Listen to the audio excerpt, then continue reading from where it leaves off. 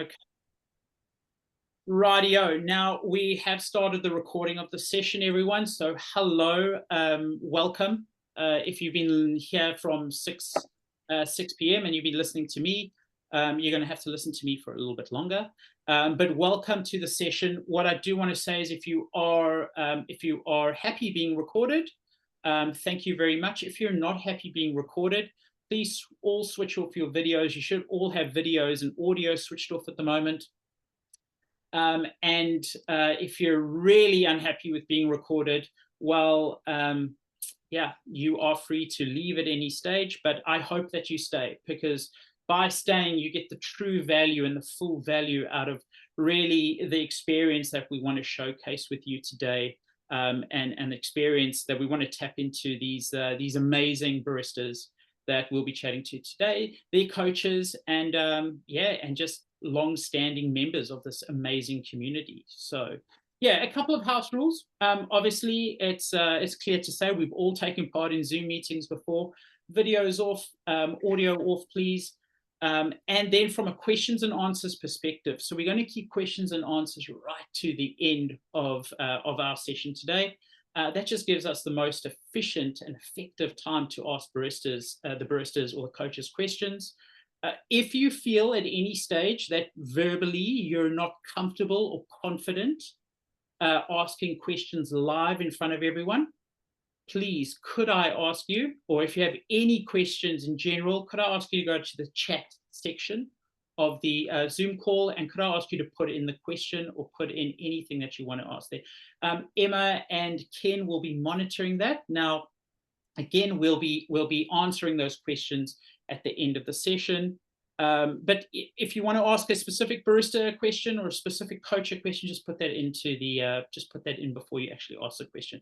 Now, if there's a whole flood of questions, which I know there will be, and there will be hundreds of questions, we might not get to all of those questions at the end of tonight's session. We endeavor to answer each and every single one of those questions. Honoka will personally write out the answer on a piece of paper for you. She'll sign it for you and she'll post it to you. Hey, Honoka, no, she won't. Yeah, I can do that with no. No, I don't want you to do that. Then Max has to do that, and that's going to be. Yeah, very positive. Max is busy. Yeah, there we go. So Max's signature is awesome. So we're going to answer all of the questions for you, and we're going to have that sent out, all those answers sent out to you in time. Now, that might not be directly after the session. It might be 1 to 2 days after the session. We will also, if you miss the recorded session, we will also post that recorded session out to you. And we'll do that via your emails, and we'll obviously through social media, we will share links to that. Alrighty. Yeah, that's about all from a housekeeping perspective for me. Obviously, today is really all about a celebration. Today is about us having a bit of fun. Today is about us communicating and really having a conversation on coffee. So yes, today is that celebration of our Barista Champions achievements, and then the coaches who have been through the good times and the bad times with them. When we look at barista competitions and we watch barista competitions, you know, we see Honoka on the world stage, and later on this year we'll see Max on the world stage. But we see Honoka, you know, doing this amazing presentation on stage. The coffees look unbelievable. And then, you know, she places 4th in the world, and everyone is elated, and it's an unbelievable experience. And then the camera pans to Logan, who looks like, you know, he's seen better days, you know, and we're going to have those conversations today. So we're going to ask Logan how difficult Honoka actually is to work with, and how many of those gray hairs that he now has that he has to dye every single month. How many of those gray hairs actually Honoka? So those are the chats that we'll be having today. This is the type of stuff that we'll be discussing. So it really is about their achievements.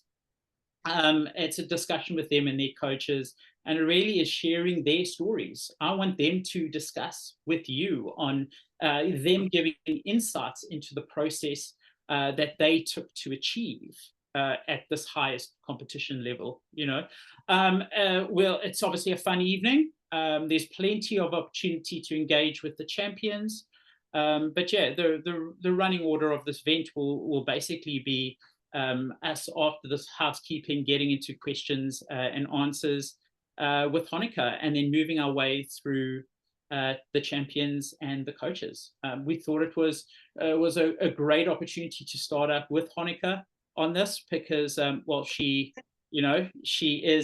probably and I'm going to say this, and I don't care who's listening or watching, but she's probably our most beautiful champion that we have.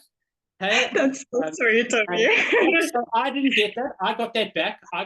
From World. I'm hearing. So everyone on your score sheet, I looked at your score sheets from the world stage. No, but I think I just think your caring nature and your caring spirit. I think that's what I do in my cafe when I'm doing barista jobs. So I'm caring customers. So that's how I do. Well, that's exactly it. And this chat is all about the fact that you are a barista. You are a barista. And it's a barista champion. So absolutely. And 90% of the time we forget that. We forget that as baristas watching you on the world stage, is we forget that you are actually just a barista who wakes up in the morning, goes to a cafe, who makes coffee for people. You also love to cook. You also love to hang out with your friends. And you're not locked in a dark room just making unbelievable coffees for competition. Thank you. I asked each one of the baristas, and I asked each one of the coaches just to give us a little blurb about themselves, So we generally sit in these type of things and we go, well, here's Honoka, and Honoka has won 152 competitions, and Honoka has entered this and entered that. No, this is Honoka. So when she's not surrounded, when she's not surrounding herself with coffee, you'll find her in the kitchen, and I'll give her home address away, because she'd love to cook for you all, okay? Or forests, and she's really trying to switch off, and that's her way of switching off. She enjoys photography, she enjoys bird watching, and as a way to enjoy things and to slow down, she really takes in what is around her and tries to appreciate as much as possible around her. Honoka, what's your favorite bird? I love kiwi, and on the way to go to work I always see kiwi and I stop by and say hi to them, and then they're so lovely. Amazing. Awesome. How was that for an introduction? Is that true? That's amazing. Although my 90%, more than 90% is about coffee, and the rest of 10% is about friends and beer and cooking. So I still like coffee for most of my life. So of course, but the 10% makes us happy and gives us a smile, and allows us to just Yeah, that's right. Yeah. Cool. Are you happy to start with some questions? Yeah, of course, if everyone's ready. Yeah, I'm sure everyone's ready. Well, let's start off. Now, I'm going to add a couple of... I told you before there was no new questions, but I'm going to add a couple of new questions in. How's that? Yeah, that's fine. Yeah, that's fine. I'm joking. I'm going to start off with the first question, just to break the ice a little bit. But where did the love of coach... sorry. Yeah, sorry. I'm speaking. Yeah, no. That was me just being silly. I had the wrong space. So where did it all start for you for competitions? Oh yeah, so okay. First, I came to New Zealand in about 2018, and the purpose why I came to New Zealand was really focused on improving my coffee skills, and that ended up being the biggest turning point in my career and competitions. And a year after I moved in New Zealand, which was 2019, I watched Frank competing in the New Zealand Barista Championship, and then seeing the passion all the competitors really inspired me a lot. So that was the time I knew that I want to compete in the future.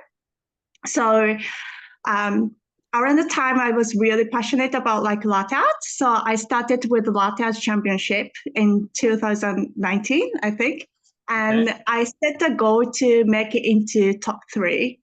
But after my first competition, I quickly realized that coffee is so much more than latte art. And like I can learn and improve so much as a barista by competing. And so I just kept going. And in my 3rd year for the latte art competition, I finally made it to top 3. So I decided to move on to my next challenge, which was like New Zealand Barista Championship. So that's how I competed in the Barista Championship. I love that. That's perfect. And I mean, getting onto that Barista Championship now you and your coach at the time, Logan, who's here as well. Yeah. You and your coach Logan share similar things. So I mean, you're you know, you love exploring beer, for example, and exploring food and cooking. He loves exactly the same thing, you know, and that's where you can find him. But how did your relationship start? How did your and Logan's relationship start? I think at the beginning, Logan and I would often see each other at coffee events. Like we attend like pretty much most of the coffee events in Wellington or Auckland. And I'd always mention to him that I was interested in competing and wasn't sure how I start and where to start. And on the year of like I think 2022, I think he reached me out and offered to help if I need it. And I thought like, oh yeah, I feel like too lonely just competing by myself, but I could do with Logan because he's experienced enough. Like he's experienced very well. And I think that's when I decided to take a leap and actually compete. Yeah, that's amazing. That's awesome. Yeah, No, I couldn't do really anything without Logan. He's really great coach. Yeah, but I mean, and it's true for most of us, you know, we meet coaches or we meet people that are influential in our careers at events. You know, we meet them in the most random, weirdest places. You know, but that's what an amazing story, and for you guys to have such a you know, such commonality and things that you enjoy that are the same. I think it's fantastic. I was very fortunate, you know, just leading up to your competition to be a part of one or two of those groups that tasted your coffee, and very fortunate to judge you. And I was trying to be very, very, very stern and hard judging you, but I got to experience your and Logan's relationship a little bit, and it's awesome to see you guys working. So yeah. We work really well, and he's really patient for me. So I think that's why well. And seeing that, I now know why Logan has so many gray hairs. Okay. Exactly. So I'm going to get to the next question. What process did you use when choosing your coffee, and also why a specific coffee? Yeah, so I set my concept and the core message that I want to tell to everyone first, and then I chose coffee that matches my concept. So my concept is to make coffee simple and just to remember to love coffee, even though the coffee has become more complex and stuff. So I picked coffee I simply enjoyed on the cupping table. I also wanted to use particularly Luis and Annabelle Cardron's coffee because it held a special meaning for me, as I had used it in my national competition and had a memorable experience with him. So yeah, so that's how I tried to find coffee. And to find coffee, I worked with Tane from CoffeeNet, and we worked together, and he listened to me what I want and what flavors and how I want to present the coffee, and he helped me to find the coffee that I want to use. Amazing, good. So a lot of tasting, a lot of enjoying it, but yes, you had to resonate with the coffee. You had to. There's something, Louise Annabelle. There's something that had to kind of bring you towards that. Yeah, exactly. I think it's important to have special memory and meaning to use coffee. And yeah, I think that's how we can enjoy the process, I think. It showed in your performance. But and talking about your performance, moving to Worlds, how intense was the preparation? And, how many months did you allocate, to this preparation before competition? Yeah, so it's been super intense. I think not for only myself, but all of us as a team. I got Logan, Frank, and David as a main team, and we spent almost the whole year as a team and with at least once a week meeting. And yeah, the last 3 months was all about like performing run-throughs and in front of a bunch of public and in a different environment. And yeah, I think I actually did more than 1,000 run-throughs in total. So it was super intense to me. Amazing. How much, and this isn't a question that I asked, but how much origami did you do for the preparation? Because you obviously did origami on stage, but how much of it did you do? I think origami sells. I think the design couldn't really finalize until the last minute. Wow. So I used the same origami again and again and again for all the routines. So it ended up being like really sad looking origami. When I used the thing, but yeah. Okay, well, and that's amazing. But now, and you mentioned, the last couple of months, and I want you to think, if you don't have post-traumatic stress from those days, but I want you to run us through the last few days leading up to the competition. At Worlds in particular, I want us to run you through those last 3 days. Like what was going through your head? What were you doing, Yeah, so first we arrived in Korea about 2 weeks before the competition. And so it was really intense until the last minute. And we had almost no rest throughout the time. And I think we were all set for the competition 3 days before the competition. And so we spent the last 3 days, I think, mainly preparing all the ingredients, final checking on the equipment. And we practiced for the backstage and like how we manage the practice time, that kind of thing. It's like a final tweak, and yeah. That's amazing. That's interesting, because I spoke to David Kwong yesterday, and I asked him what you guys did, and he said that you were just eating food, you were just drinking, you did no preparation whatsoever, ran through no coffee. Hey, am I right with that? That's what he told me, Okay. So I don't know who's telling me the right story. I don't know. I barely remember back on those days because I was so stressed out. You know what? If you did, maybe out of my mind. But in my mind, I was really like organized myself, and yeah, I don't know. Maybe. If you did all of those things, Honoka, all of those things, and to place fourth is absolutely amazing. We couldn't all be prouder for you with that. It's amazing. Now, obviously, you get to be at competition, and if you're ever in the world competition, there's this whole backstage area, and that whole backstage area has its own life, basically. Now, I want you to go backstage at Worlds, and I want you to, if you can, what are 3 things that you learned backstage at Worlds that you can share with us? Yeah, I think the first thing is to be respectful for like other competitors.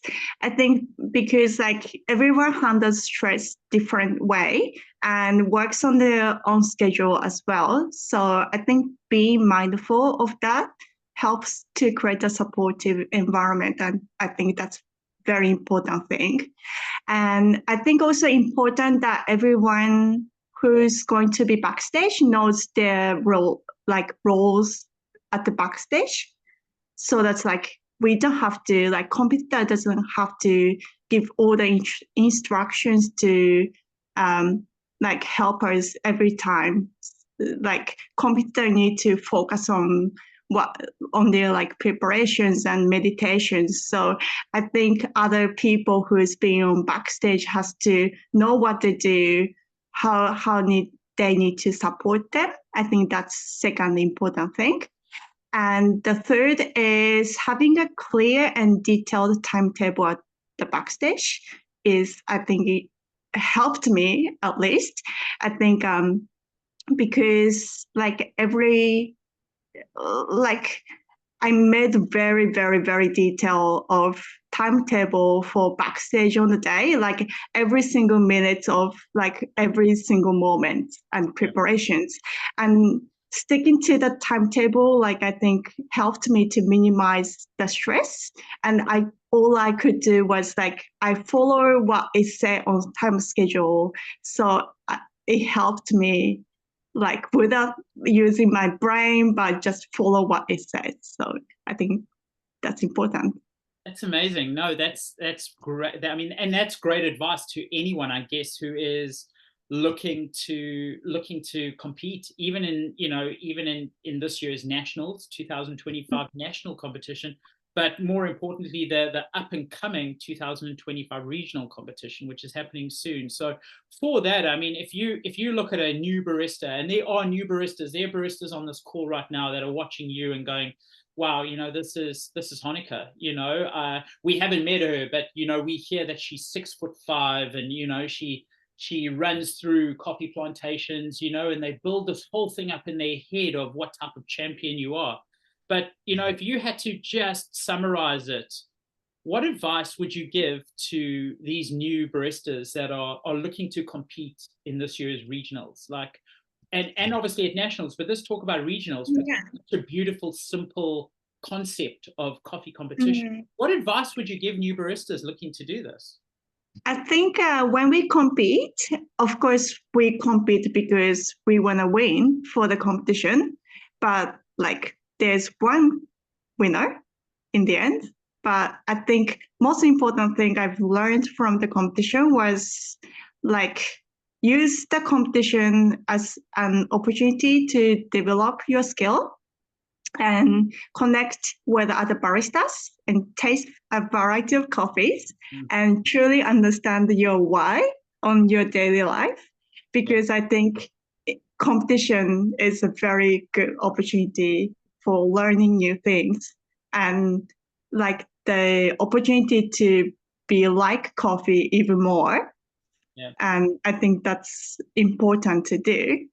And if you decided to compete, I think it's also important to enjoy the process and stay passionate because like you say, Wayne, I think judges can feel like all the senses from the competitors, like fairness, like scary and passion and love for the coffee. I think judges can feel all of that.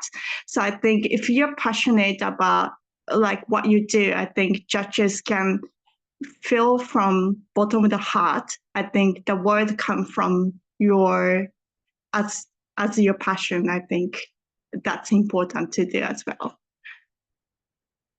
How does that?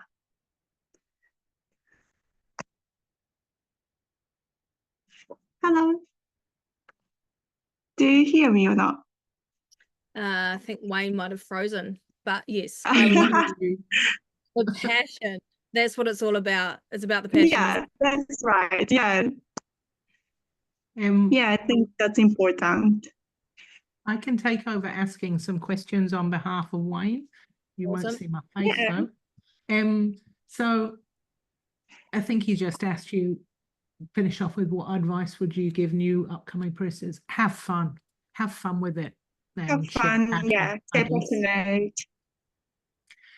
What would at this stage it's a bit ahead of the game, but what advice would you give Max, who is now preparing for the Worlds in 2025 this year in Milan?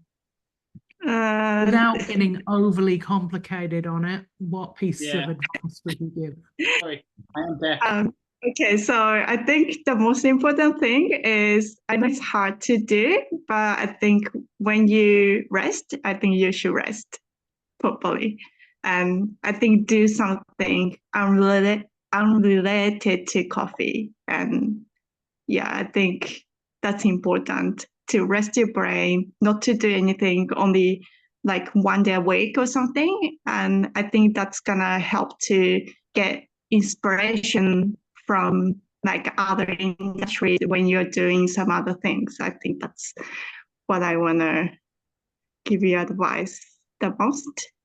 I personally think that's great advice, Honoka, and that's some of the advice that Mm. I passed over to your partner, Mr. Latte Art, Mr. Jazzman himself, when he was trying to practice too hard going up to the World Latte Art Yeah. Champs. I said, just take a break. You've done the work. Yeah, I think it's hard Take a sometimes break. not thinking about competition, but I think it's important because you can get inspired by other industries as well. So And David adds manicure, pedicure, and full body spa. Oh, yeah. Yes, that's true, Emma. But David also said in a private message to me that he'll pay for that for anyone who wants to do that. So that's great. It comes from Society Coffee.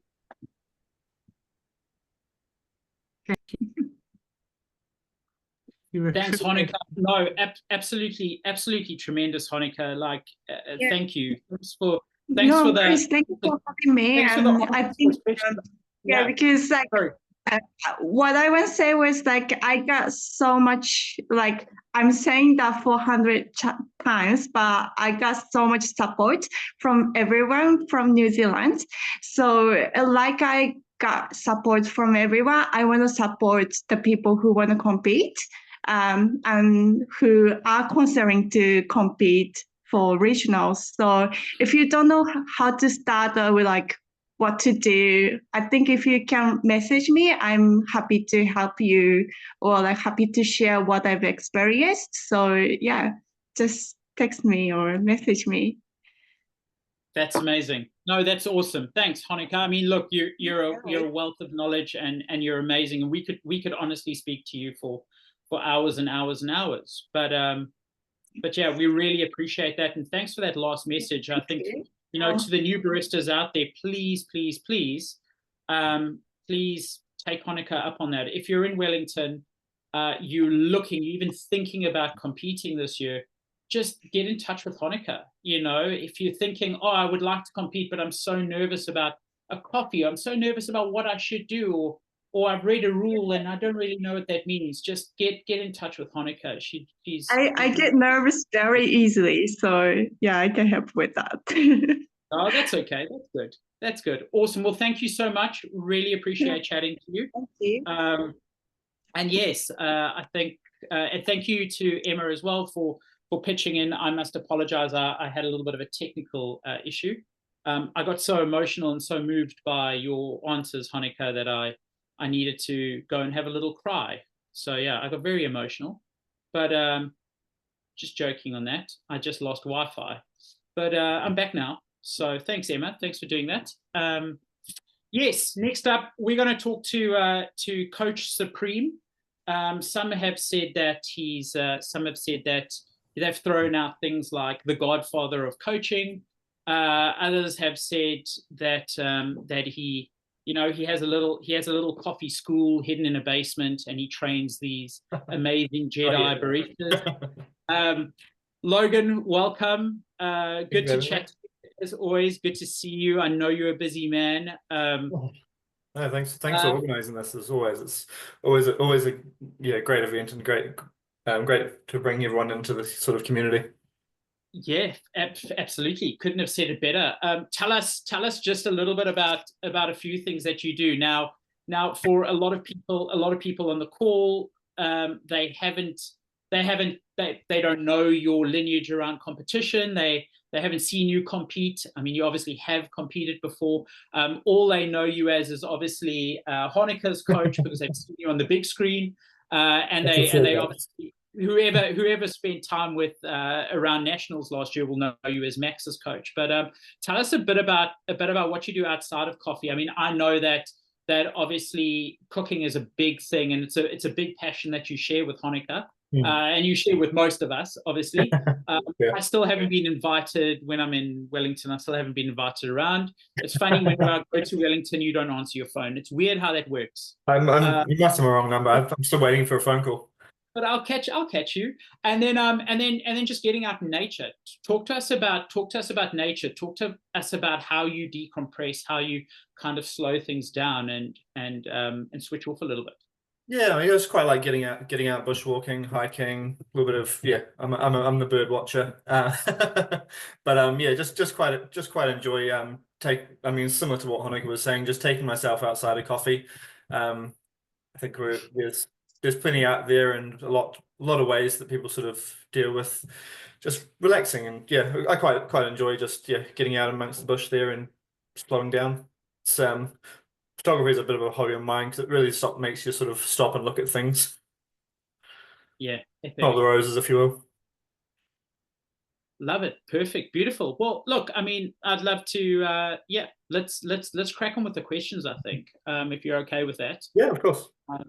And let's crack on with them, and they spring into two camps. We've obviously got Max, who is the who's our our latest 2024 champion, who you've coached, but we've also got Honoka. But where did the love of barista coaching come from? Like, what spurred you to do that? I think much like a lot of things in hospitality and just our careers, it just sort of fell into place.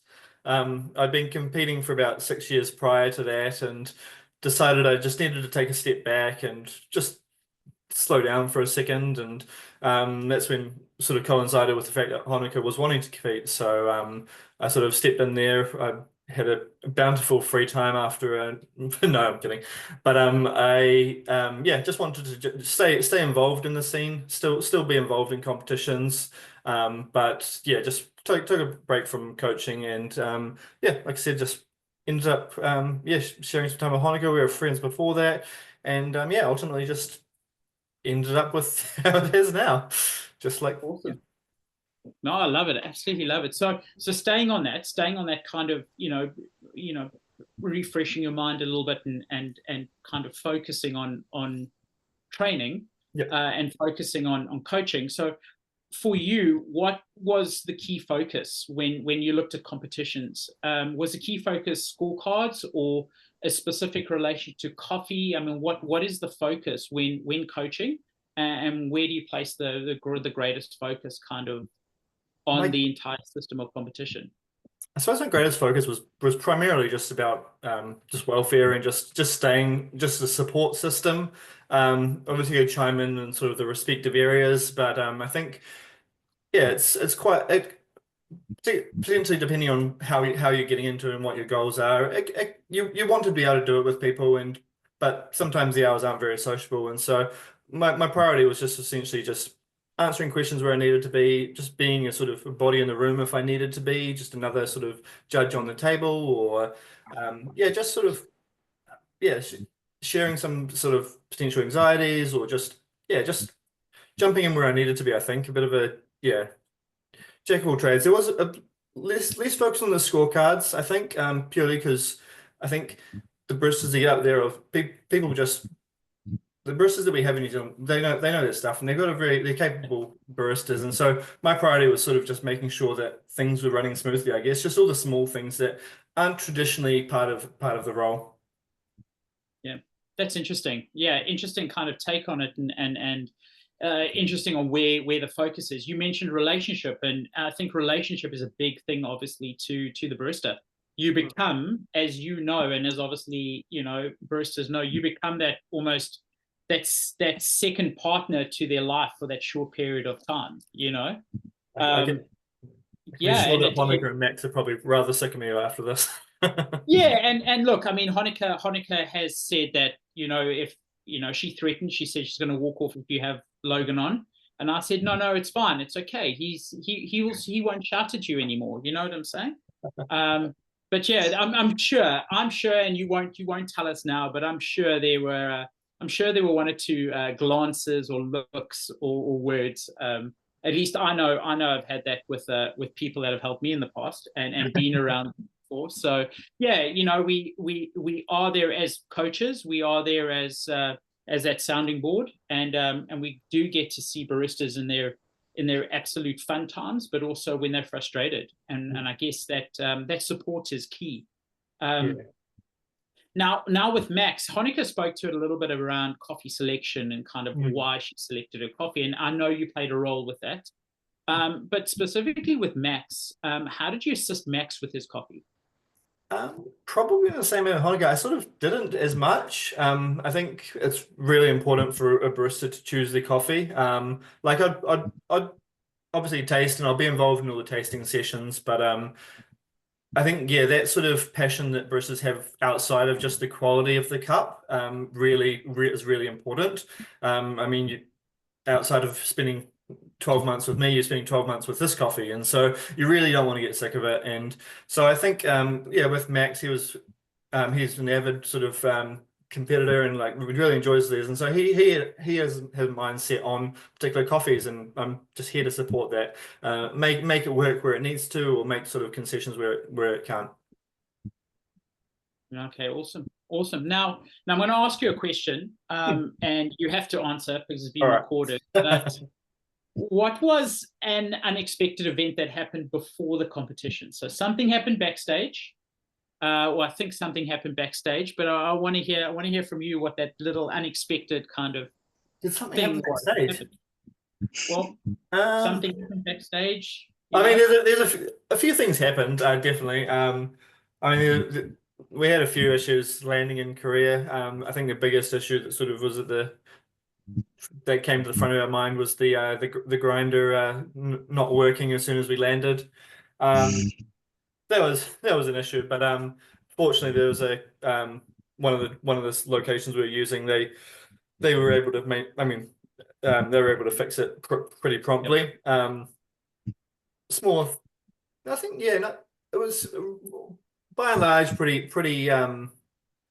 smooth sailing. There are a few different sort of like quirks, like the tomatoes tasting like mangoes, or the milk just being entirely, I mean, sort of stuff we were prepared for, but stuff we still had to adapt for. But yeah, I think they get to that point because they know how to adapt. But yeah. Perfect, beautiful. And then just staying on that, just around focus. And obviously, I mean, I was very fortunate to not spend time with you, but spend time around you at nationals in the same training room or preparation room that we had backstage, and there was a high degree and a high level of focus between yourself and Max, obviously. Now, what is the key focus in your opinion? What is that key focus when preparing competition and for a barista preparing competition? And I'm going to elaborate on that, but is it, you know, should a barista, and this is more baristas that are looking to compete in regionals this year, for example, where should the focus sit on? Should the focus sit primarily or weighted heavily on flavor, or is it more on movement, engagement, and extraction parameters? Where should that focus be from a barista perspective? Yeah, I mean, good question. I think for me the biggest focus is just on state of mind. It's the work, all the flavors, all the extra parameters, all that's done prior, and so you really want to make sure that you're in the best sort of possible state to be able to execute that, because the baristas have done it in the past and they can do it on stage. It's just about, I mean, for me, who's just a naturally sort of anxious, nervous person, that's a super important thing, because I know how, like, once, I mean, without sounding too pedantic, how a couple of different things just can throw off your mind. But yeah, I think the baristas that get out there, they want to execute, and so they're just being able to do that as their priority. And so I think getting to that stage is getting to that frame of mind is important. Cool, awesome. Just as far as, you know, I mean, let's just jump into the regional barista championships. Yep. You know, I hope we see you there this year. Yes, definitely. Don't know if I'll be competing. So. I'm not sure yet. That's not what Max said. Max said you are competing. So it's already done. Emma's already she's already put you down. So it's fine. You know, you got it. No. In all seriousness, I think just from a young barista who's watching this, that's obviously thinking about competing, thinking about taking taking part in it. Any advice that you can give to them? I mean, I know you were around last year's regional competition, but is there any advice you can give to them? Any advice you can give to a young barista? You know, maybe even after you give that advice, is there maybe one or two little tips and tricks that you can give them to prepare for a competition like this? Yeah, I mean, I think for me, the great thing about the barista competitions is not a competition per se. You might be sharing the stage with 9 other competitors, but you're not competing against them. You're all working. You've all got your own sort of personality, your own sort of thing, your own thing you want to convey. And you get, at the end of the day, you're up against the score sheet more than anything else. So I think the main thing is you realize that it doesn't matter who's in the room with you. Take that away. It means no difference. Just focus on yourself, and that's really important. It can be easy to sort of feel overwhelmed or just be daunted, but it's a really great atmosphere. I think in terms of tips, just surround yourself with people that you work well with, and I mean, if you haven't got sort of people that you've surrounded yourself with, like there's a bountiful amount of people that would love to help you out, and I'll put my hand up alongside Honoka and Hannah and YJ and likes, but yeah, I think there's no shortage of people that want to assist, and I think getting yourself in line with that. The regional is like it's been said, it's a fun event. You can just jump in with the bare minimum, not bare minimum, sorry, with the bare bones of input. Yeah, they're still coming out wrong, but you know what I'm saying. I know exactly what you're saying. Yeah. It's a simple competition. You know, it's not as daunting as it thinks, but just look after yourself, number one. Everything you do will get you there at some point, and it doesn't matter when that is. Yeah, I love that. Well, thank you. And also thank you for putting your hand up. I mean, putting your hand up and you know, I hope that there are baristas on this call that kind of look at it and go, well, okay, he's an approachable guy, you know, we can definitely go to you with questions, and we can definitely, you know, really think about competing this year, you know, and just having, I love what you said and how you put it around competitions. It has a title competition, but really you've got your own copy, you've got your own message, and you're just really competing with yourself. You know, I mean, you know, a barista who comes off the stage and goes, oh my gosh, I'm upset. 9 out of 10 times they're upset because they didn't get their message across, or they didn't do their coffee justice. You know, they knew they had so much more to give with regards to their coffee, you know, so I love how you said that. It's beautiful, eloquently put, and yeah, thank you. Thanks for being involved. Thanks for taking care of Max this year. I want to ask just on closing, because I have spent time with him. But how did that relationship between you and Max? How did that relationship kind of form? What was that discussion like? I mean, I always like, because I mean, he obviously works with me down at Mojo Coffee, and we've had a long relationship before that, and so I mean, I knew for a while he was interested in competing, and it was just a matter of sort of him saying, yep, I'll do it, and then I'm like, yeah, then I'll help out. So it was always a sort of a no-brainer, and yeah, it's like I've obviously known him for the best part of since he started, even before Mojo, just doing external training, and like his passion is second to none, and so for him to be able to convey that is really for me to be able to let him convey that is really important, and something I wanted to be on board with. Awesome. Look, we'll get to him a little bit later. He's obviously got some things to say about you, so yeah, we'll hear how that goes. But Logan, thank you, mate. Like, really, thank you for being a part of this.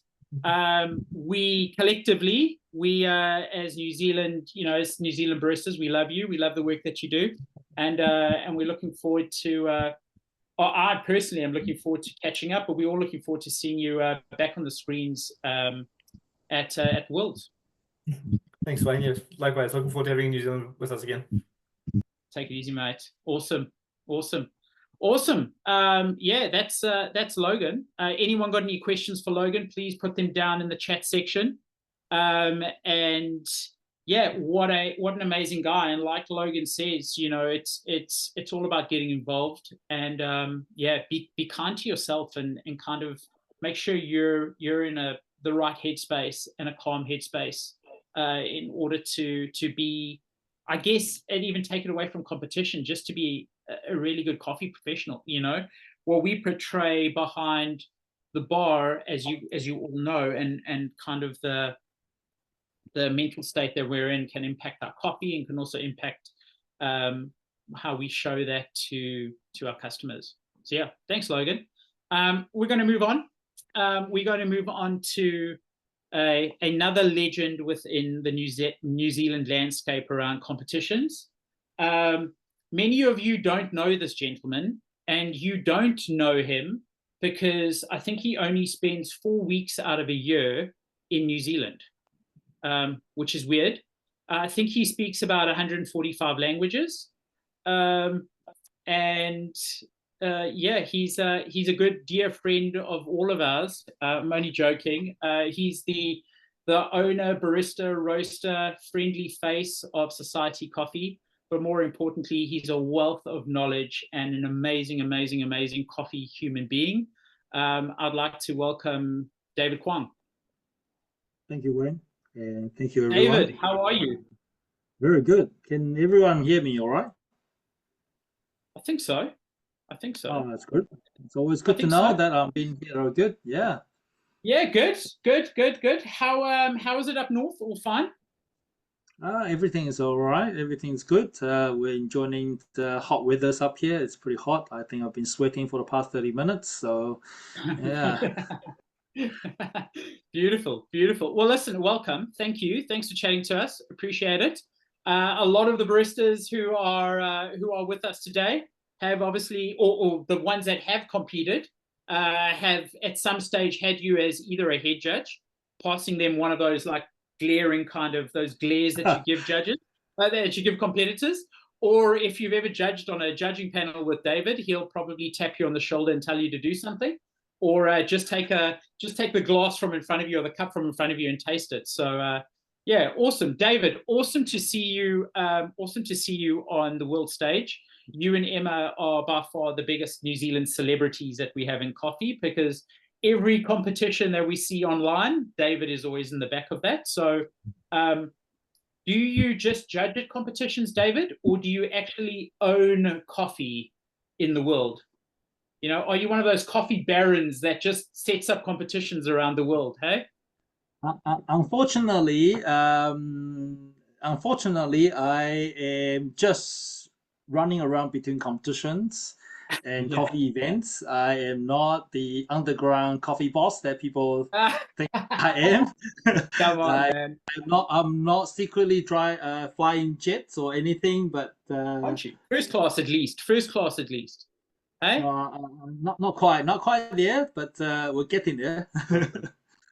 Awesome. Well, thank you again. Thank you for being with us. Anytime we have a bit of your time is always amazing. And I know you're a busy guy. But yeah, I would love to engage. I'd love to ask you a couple of questions, and yeah, man, let's just see what type of advice you have for everyone. So yeah, I want to start off just in competition, kind of in competition sense. Sure. So after many, and specifically with Honoka, after many kind of public dry runs that you had, some of us were involved with it, some of us weren't, and there were a lot of dry runs that you had across the country. There must have been loads of feedback on Honoka sets. So how did you take this feedback? How did you distill it? And how did you keep Honoka focused on the task that she needed to be on? I think we approach it as a team. I mean, the first thing first it's always a team effort. It's never one person that's doing all these kind of distilling or providing feedbacks. It's always a team effort. And I feel like that we can come back to this question once we had a bit more sort of in-depth knowledge. Some of the questions that you've got written, it's going to basically answer the question. Yeah. Yeah, sure. Sure. Yeah. Sure. Okay. Well, that's fine. Just on a few more, just with regards to baristas that are planning to compete in competitions, Sure. and I think specifically for baristas that are competing in this year's regional competitions, could you share maybe, let's say, 3 or 4 tips, just from a judge's perspective, on a few tips on planning for this competition and how they could plan effectively and really put some good, nice routines together for this. Okay. So after I've said this, you after I answer this question, then you'll understand. I think a whole lot of you understand the kind of person that I am. The first thing, the first 4 advice, I break them into why and how and who, and then it has to have a big sort of big stamp on this why, how, and who. So the first thing is why. Is basically we need to have a reason to compete, and we should establish a goal. And exactly like what Honoka was saying before, of course, it's a competition. You're there to win, maybe, but there must be more than just wanting to win. And that's that would be the reason why you're there. And then that will be a goal that we're trying to achieve. And this needs to be spelled out quite early on in the preparations or whatever, because that's gonna guide us through every step of the decision making. And then with that, it must come with a set of values or objectives to support those reasons and goals. And then that forms together paints a very clear picture of why we are competing. And that needs to sit in the center of the entire from day one all the way till the end. And that would drive and guide the preparations or whatever problem solving that we are facing. All right. And then the second thing is how, because if we're only talking about why, it often is just, we're just planning and talking on paper. So we need to figure out how we make all these ideas or values or whatever we're talking about, how do we put a means to an end? And often that's through very detailed plannings, and that will go all the way down to budgets, timetables, schedules, milestones. All those needs to be clearly identified as in how we are going to get there. All right. And then the third thing will be who. And this who starts with ourselves, the barista. Who am I? Why I'm here? This is relating back to the first question, first tips. And just what is this person? What am I? And I think it pays to really do a SWOT analysis and dig into that, and then also think about all the beliefs as a person that you sort of believes in, and the who then from that point onward extend into the team that will closely work with you, and then it will expand into the community around you, because with those firm beliefs and understanding and trusting yourself, that will carry and influence the people. It will guide and influence the people directly around you, and then your influence and then transcend into the community around you, and they will build that support network without you actually knowing it, because they see themselves in you. And those are those. And with this, if you can paint a really clear picture of why, how, and who, you've got this. Yeah, that's interesting. Awesome, so insightful. Thank you, David. That's Wow. Okay. Okay. Why, how, and who? All right. Cool. Are you going to put that into your? Are you going to put that into your autobiography that's coming out at the end of the year? Just checking. Yeah. I actually have done something of a workshop that. Yeah, funny you say that, but I've actually done workshops. People who's competing and then use that analogy just to guide them through the first stage of what they need to think about. You know? Yeah. No, I love it. I love it. It's insightful, and I think you've opened up something there, which is, first ask the question, why do you want to compete? Why? What is the message? What is the message that you actually want to convey through this? It could just be, I want to go and, I want to express how I love serving coffee to four people sitting in front of me. It might sound complicated, but it's not. I don't think it is. The reason could be really simple. The reason could be really straightforward, and everything else just surrounded that very straightforward, simple question. The love of coffee. I love people. I enjoy doing what I do every day in, day out. It could be just that. But expanding on that and belief in that is where we're gonna sort of see benefit of that in the competitions. Yeah. Oh, that's amazing. That's awesome. Thank you for that.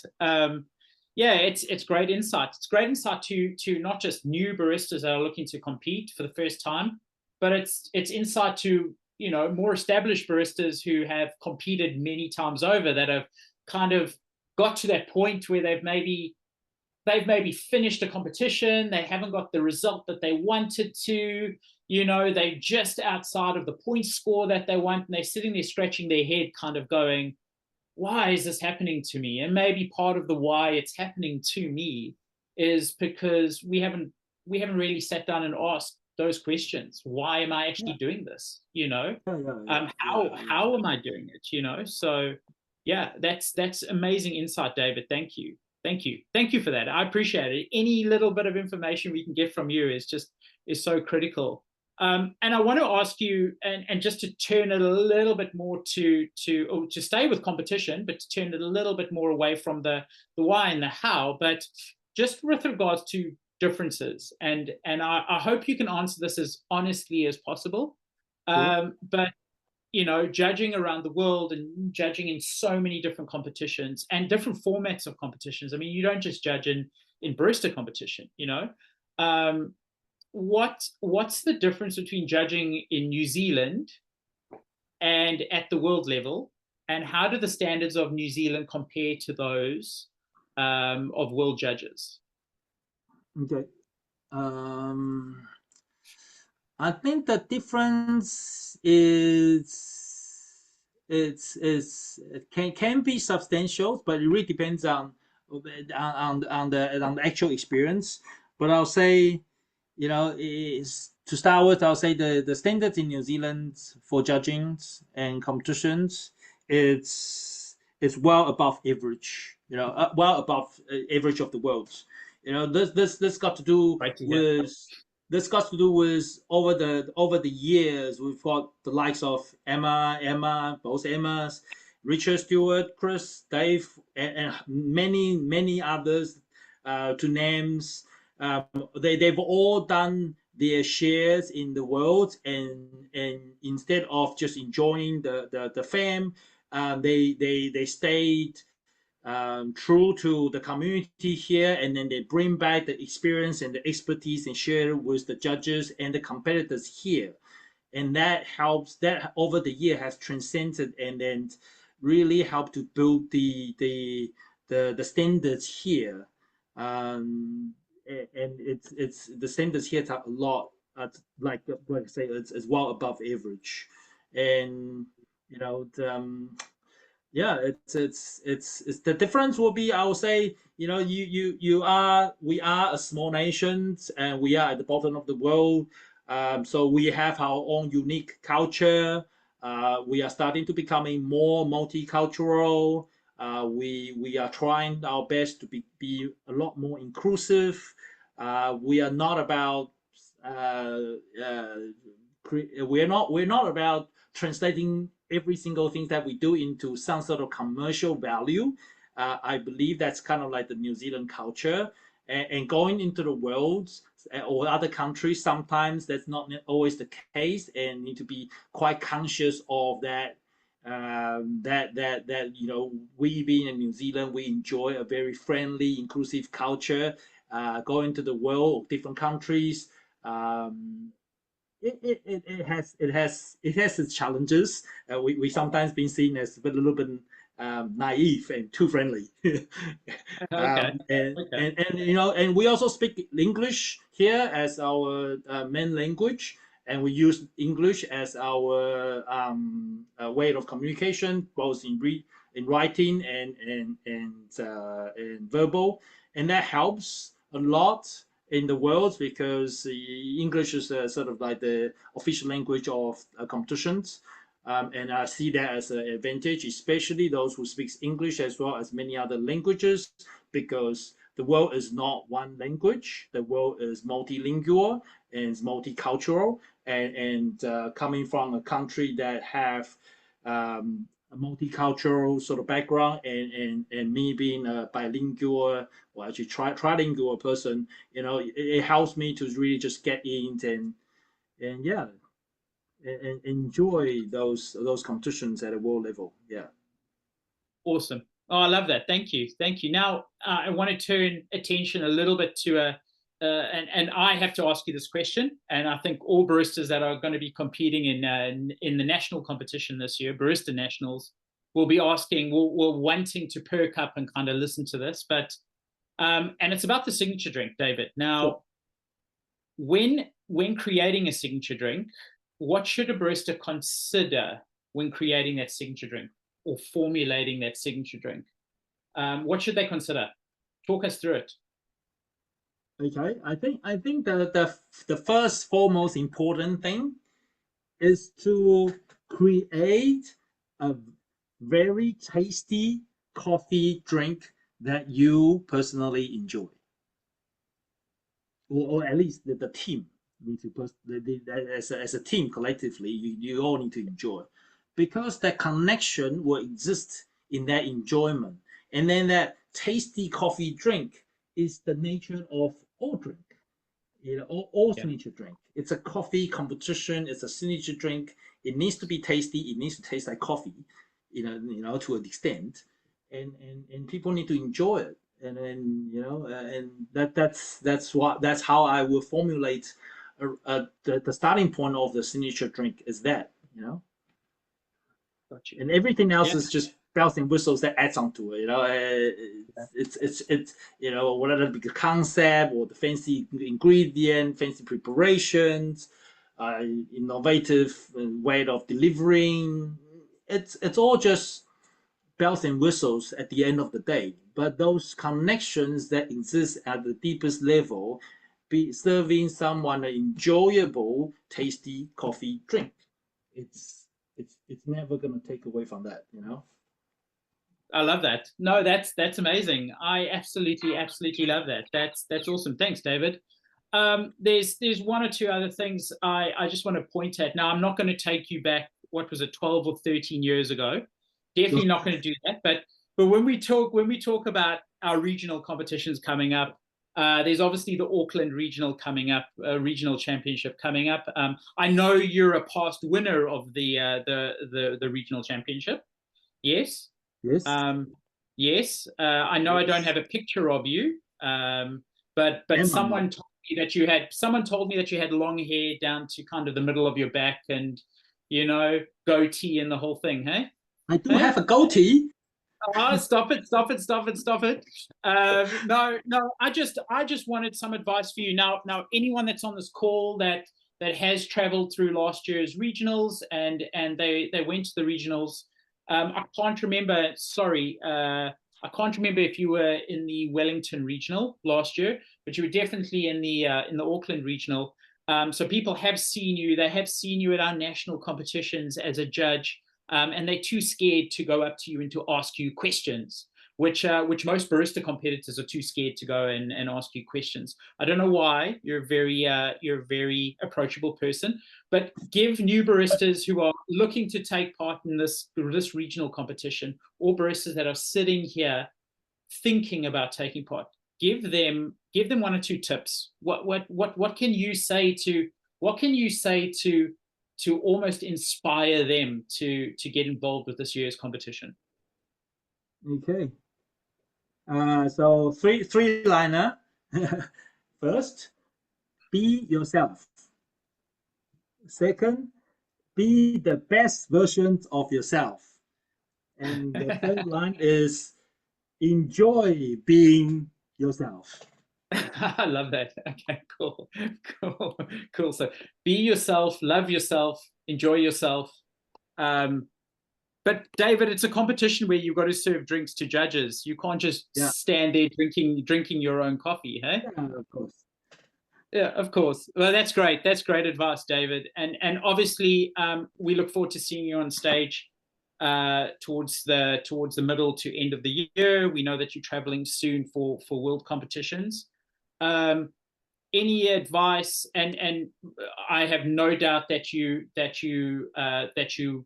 will be working with Max in this. But you know, for a competitor like Max, looking to compete in his first world competition, any advice that you can give to him right now without giving too many secrets away? If you've never been to Milan, maybe try to figure out what Milan looks like. Also, try and not eat all the food. Is that what you're saying? Well, you can eat as much food as you want, but I think the walkaway is, you know, in order to enjoy yourself, you know, being part of a very long journey and very sort of intense amount of preparation leading towards the competitions.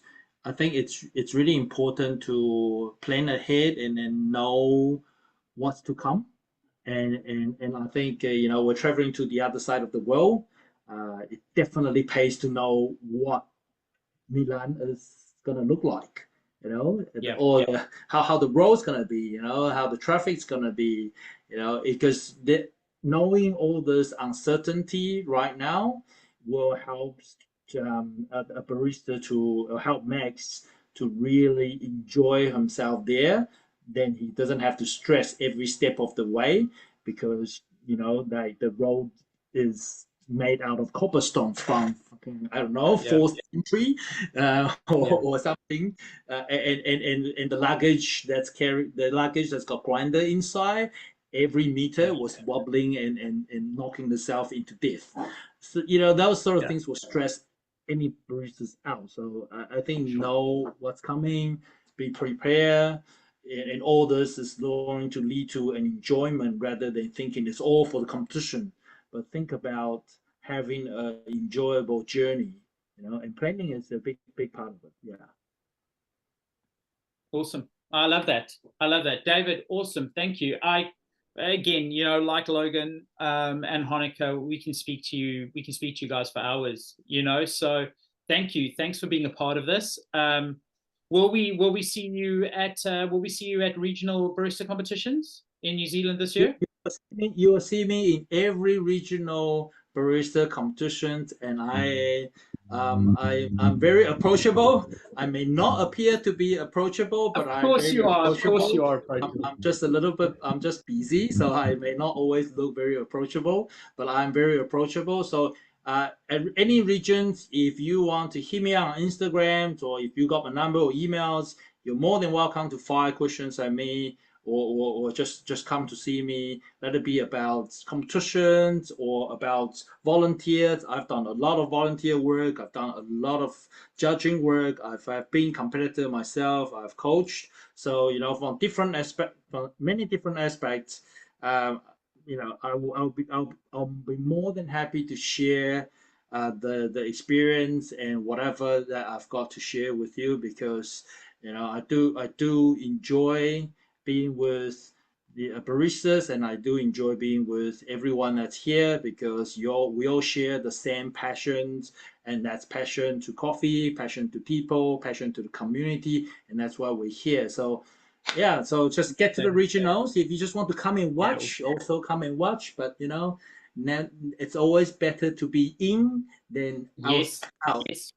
Yes, we need competitors, because without competitors we don't have a competition. So yeah, Absolutely. Thanks, David. I really appreciate your time, and I really appreciate chatting thank you to very us. much. And, I'm sure we'll have a lot of questions in the chat section that we'll get to you. So thank you very much. Appreciate it. Thank you. I am in New Zealand, by the way.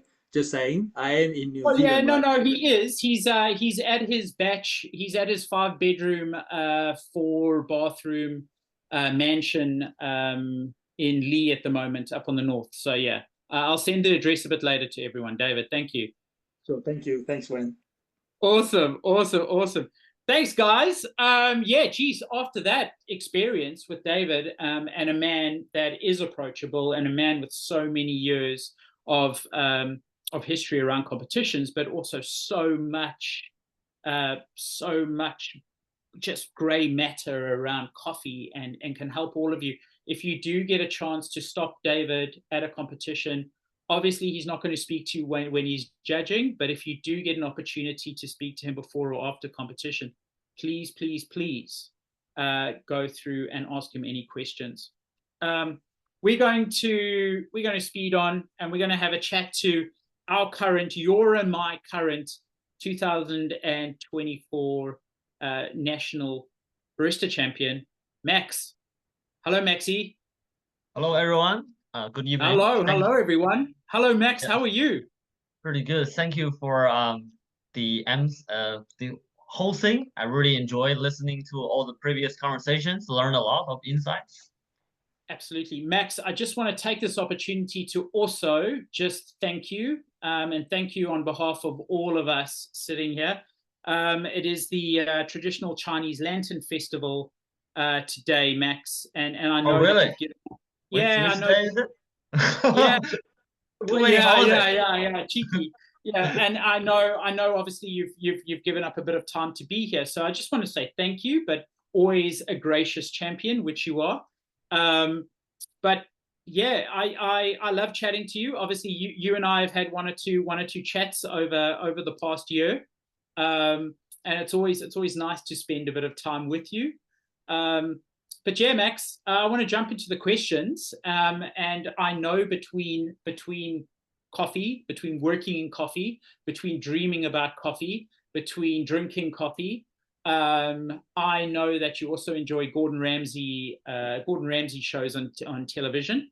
And I know you also enjoy MasterChef in particular, Hell's Kitchen.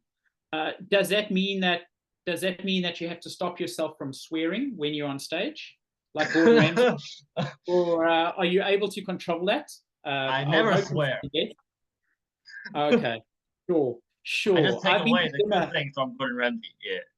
I've been to dinner with you, Max, and there's been a couple of words thrown out. So yeah, I think I really enjoy seeing how in Hell's Kitchen they perform as a team, and then in MasterChef how they combine different flavors, how do they react in different challenges. That's what I really enjoy watching those cooking shows, and I just like seeing how they utilize different ingredients and then to put them together in a cohesive dish, just like we make Sinter drink. Yeah. Yeah. And I want to just elaborate on that. So it's great that you watch that, and like a lot of young baristas, we obviously take a lot of experience from television shows and from programs. But when you decided to compete, I mean, so you've now made the decision, I'm going to compete, I'm going to compete in this national competition. How did you adjust your day-to-day coffee making to prepare for this competition? I think with me working in Mojo, we have a lot of different stores. So each store have like a slightly different setup. So sometimes I'll go to some different stores to help out or to cover some shifts. And then there might be some different setup that might throw you off. And then you have to quickly adjust to it. And then getting into that coffee making and then engaging with customers. That's exactly like when I'm competing. Like for example, the La Marzocco Linear Classic machine, I've actually barely used it. I never used it before. So having to really go on there, the first day I was over time a little bit because I wasn't that familiar with the equipment. The placement I normally put the cloth or the scale just wasn't on the right position. So it took me extra time trying to slow down. And however, being working in so many different situations, how my ability to quickly adjust. And then so the second day I was able to stay off nearly a minute. yeah, be more efficient, and then be able to focus on back on the presentation itself. Okay, awesome. And just with that, so obviously, you're a first-time competitor. You're a first-time competing in barista championships. You go, you win for, you're a first-time, competitor winning the competition. And I'm not going to ask you for tips and tricks kind of for other first-time competitors that are even on this call, but I'm going to ask you about your daily life, So has your daily life changed in any way since winning this national competition? Have you walked down the street in Wellington and people are like, and women are throwing themselves at you going, Max, here's this champion of ours, I know before you answer, I know that you now charge about $200 for a signature and an autograph. I know you do. I know you charge. That's Borum, I think. That's Borum. But yeah, that is boring. But has your life changed? I mean, how have you adapted to it? How has it changed you in any way? Yeah, give us a bit of insight into this. I think previously I was mainly working in just a barista role, and recently I've been able to do a little bit more training in Mojo as well. I've recently did some even one-on-one latte art courses, some Saturday workshop where we have a whole day combine espresso basics, how to just texture milk, to pour some latte art, to how do we do pour over. I've been able to really share my passion and then share the love of coffee to more people. And then people are willing to are more interested in what I have to share as well. So I really enjoy those interactions, and then I feel like I've been able to inspire a lot more people throughout the process. We have a lot of younger students coming to Mojo for training, potentially wanting to work in the coffee job as well. I hope I have done my share after competition, doing this training to inspire more people. And in the meantime, I'm still trying to in everyday interaction with customers, trying to just enjoy those moments as well. So I guess in a way it's changed, but it's not changed. You're still working in the coffee shop, trying to make everything you do count. Yeah. Yeah, so you're still Max the barista who works at the beanery. Yes. And who still makes coffee for James and Todd from level 5. Yeah, large mocha with marshmallow, large flat white extra hot with 3 sugars. I still do all of those things. And sometimes the pour-overs with our wash Chiroso from Finca El Bosque this year, which I did this week a few times as well. Yeah. So you haven't gone, I'm the national champion, I can't make hot chocolates anymore or fluffies. I'm not doing. I thought about that for one day, but I quickly changed my mindset. I'm like, good. Good. We still need to make large flat whites. It's a large flat white is still, the best coffee is the coffee you like. Yeah, I started to come to terms with that. Not everybody have to like Obligon, and even I don't have all the money in the world to drink Obligon every day. I have to go back to drink our real Blanche Arara as a flat white every morning. Yeah, and then just working with one simple coffee, you tend to you make those more standard coffee. You try to elevate it. I really take joy into that this year as well. Just trying to take a standard wash Ethiopia. How do I brew that to my best ability possible? Rather than last year, I think I more hunt for exotic coffees, and then I just try to only like coffee shine. But this year, I'm mainly focused on, as you know, how do I really change espresso recipe? What is the difference between 20-30-30 and 19-30-30 makes, right? Trying to figure out that. Or recently, I bought 2 baskets for the Tempesta machine for the world, just to experiment with these little things. I really I keep finding new areas that I have joy from. Yeah. Yeah, and that's important, I think. And I mean, we're going to talk obviously about young baristas and not even young baristas, but new baristas that are looking to take part in competitions. I think it's important. I think what you just said about understanding your coffee, even if it's the simplest washed coffee or the simplest natural coffee, but playing with extraction, understanding parameters, challenging parameters to try and get the best out of that coffee. The coffee competitions are not about expensive coffee. It's about you trying to get beautiful flavors and maximizing the flavor out of the coffee that you're bringing to the table. Maximizing, yes. Maximizing, absolutely, absolutely. Good. Okay, excellent, excellent. I love that, man. I love that, Max. That's awesome. Thank you so much. No problem. You spoke about obviously latte art, and we all know that you're quite efficient or proficient at latte art. In your opinion, which competition is harder, latte art competitions or barista competitions? Personally, for me, I think latte art is slightly harder as I'm not very great at drawing and also creating new patterns. I think that's super important if you want to go far in latte art. At the end of the day, it is a form of art. I think with coffee, it's more about me elevating the work of the producers and the work with roasters is so for me that is easier, but it totally depends on the different cases, different persons, different people's strengths and weaknesses, I'll say. Yeah. Got you. And with regards to coffee, how have you gone about selecting your coffee or looking at selecting your coffee for this upcoming world competition? We have definitely reached out to a few producers at the moment. We currently plan to use 2 coffees this time. One is more cleaner, highlighting terroir, varietal characteristic. The other one more process forward, just to show that the current development of our industry, the rapid development of these processing techniques, and also sort of this debate of what is a good coffee with basically what we've seen in Best of Panama with Harman family's coffee, I think, being included. And all these things made me want to sort of talk about those. And then so these are the plans. So I basically this time I've come up with a theme, and then I'll look for the coffee that will fit into that. But currently we've had some setbacks with harvest time and then delivery, so we might have to swap coffee. So I haven't locked in the coffees yet, but I know what are the kind of coffee I want. I know what kind of flavor profile I personally enjoy, and then I will just, once that I see that right moment, I'll pick them. But currently still a working process. I'm super looking forward to that.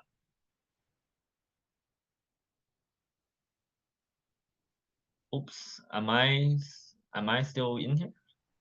No, I think Wayne might be Oh, okay, he's frozen, not me. Okay. Wayne's frozen. He's lost for words again. Okay.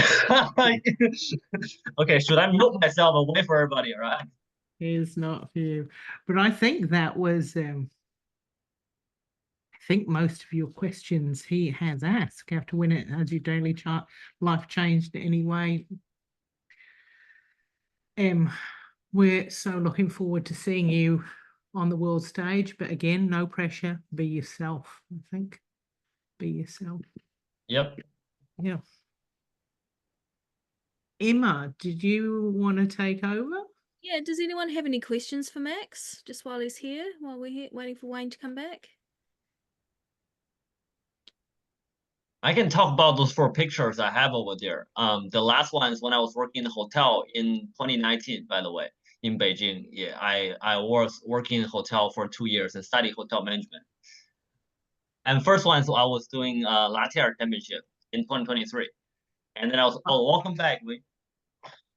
Nice. As someone who's also studied hotel management, I think it's a great gateway to coffee as well.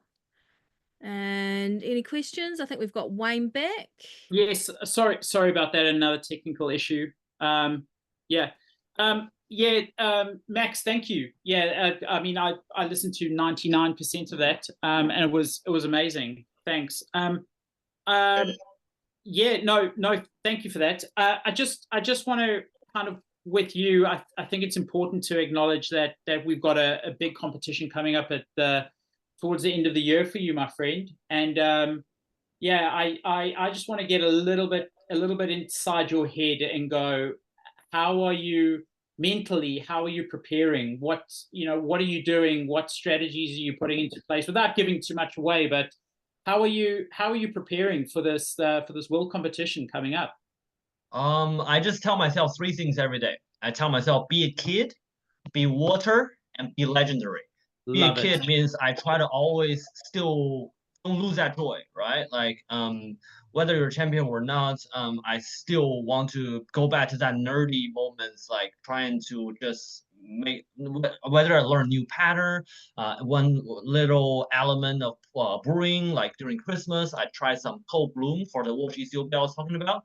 I was doing some 80-degree first pour and a higher temperature for the remaining pours. So that's about be a kid. Just never lose that joy. And the second thing is be water. Like there's so much difficulties, extrinsic, intrinsic that might happen, challenges from now to the competition. So it's inevitable, right? They will not go 100% smoothly. So I need to just go around that, figure out a way, and then get to Rome. Yes, Milan. Sorry, it's Milan, not Rome, but I will get there. Yeah. Hey, same place, Max. Same place. Yeah, and then the last one is be legendary. What I mean by that is like, I think being a champion is just that 15 minutes. That competition has passed. But I want to do is like, be legendary means consistency from every interaction from every customer. Since we open from 7, or if a customer show up at 6:55, I'm still putting that smile on, and then just welcome them, and then trying to, like I said, from every day working or going home, trying to do the best I can. That's what I call be legendary. Not just that 15 minutes I care about, but before that and after that. I think the competition just started after the competition for me. That's what I felt like after last year, the New Zealand Barista Championship. Like everything have just started after the competition. That's the 3 things I talk to myself: be a kid, be water, and be legendary. Yeah. Love it, Max. Love it. Thank you so much. Good luck. We're all shouting and screaming for you, and I'm sure we'll see you. We'll all see you in Wellington at the regional competition. You're going to poke your head in. You're going to make us some coffee. I apply for judging. Yeah. Apply for judging. Okay. Yeah. But I want to learn some more about rules, about what's going on the side of the table. Of course. Yeah. Okay. Okay. We'll see if that gets over the table. But Max, listen. Awesome to chat to you.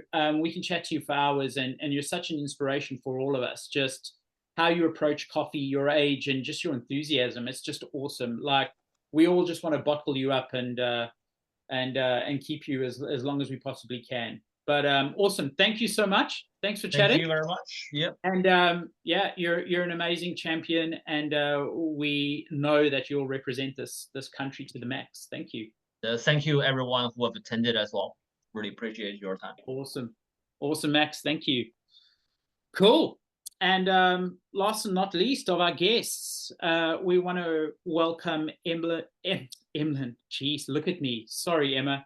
Emma Markland Webster. So it's typically hard to track Emma down on a typical weekend. But when it gets to Saturdays, she's usually at home. She's usually at home, but also at Saturday markets. She enjoys grabbing some German sausage from Doris at the breakfast grill, and beyond that, she's plotting coffee competitions, just hiding at home with her cat, and cooking, and planning the next meal, and binge watching her way through Netflix. So I'd like to introduce Emma. Hello, Emma. Hello. How are you? Oh, not too bad. Not great. too bad. Awesome. I've written so many notes. No, good. I look forward to hearing all of them. But yes, love having you on. Obviously, everyone that's on the call has, if they have taken part in any event around New Zealand from a specialty coffee perspective, and even not, they've probably come into contact with you.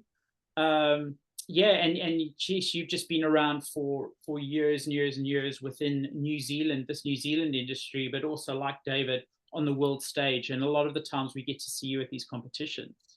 Yeah. I would love to ask you a question or two, if that's possible.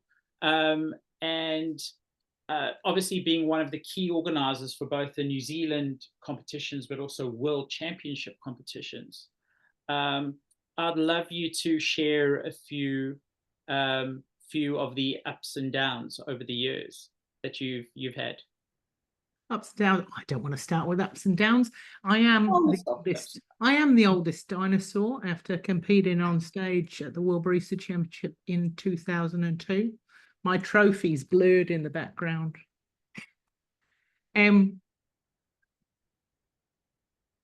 I think I want to start on a positive with New Zealand. Everyone is unique, as are each of and every one of our New Zealand champions over the years. And I think Dave touched on it.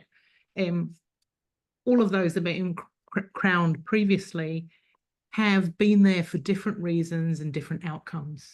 And there's no right or no wrong. And I think, especially with our own team, we are a team New Zealand. It was the strongest team ever this year last year in Korea.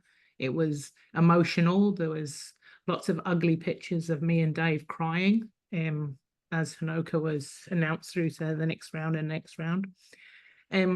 As competitors, I want to touch on things that Dave said and pretty much everybody said, as well as Logan and also Max there. As a competitor, it's up to you what you get out of a competition. It's not hard. I hear a lot of, oh, maybe next year. Oh, yeah, I might just feel the fear and do it anyway. Be you, be yourself, be genuine. Don't try to be anyone else but you. It is about a connection. And like Dave touched on it when he was talking about signature drinks, it's like do something that you love, but connect. And I think that's one of the key things that I took away from Honoka's routine. And the same thing happened when I saw Aga on stage, World Barista champion from back in Amsterdam. I don't know how many years ago that is. I'm a dinosaur. My hairs on my arms went up. It was an emotion. You could feel the emotion, you could feel the genuineness, and it was about a connection. And ultimately, whether on the world stage or a national stage, it is about hospitality. It's not about service. Service is would you like and going through the motions. It's about hospitality. It's about those genuine connections. And I think as somebody who's sat on the world stage, yes, we've had highs and lows. I've been hated.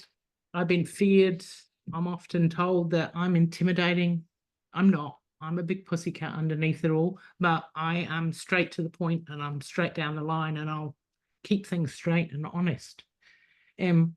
Understanding the rules is one thing, but understanding the intent of the rules and also knowing the reasons why the rules were actually implemented is something else. When you talk about reasons to compete, step outside of your everyday box. Have fun. I love what Max says. It makes me smile, you know. It's like have fun, if you enjoy doing something, like so many people in their day-to-day work are just going through the motions.